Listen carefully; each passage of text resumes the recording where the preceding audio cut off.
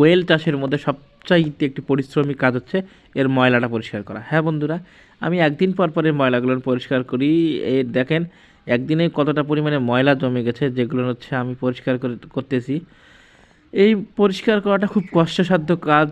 যারা ব্রুডারে রাখেন তাদের তো আরও কষ্ট। আমি ট্রেতে পরিষ্কার করতেছি, এগুলো পরিষ্কার করা আর এদের যে একটা ময়লার যে একটা উৎকৃষ্ট গ্রান্ট হয়, সেইটা একদম খুব বাজে একটা অভিজ্ঞতা এখানে।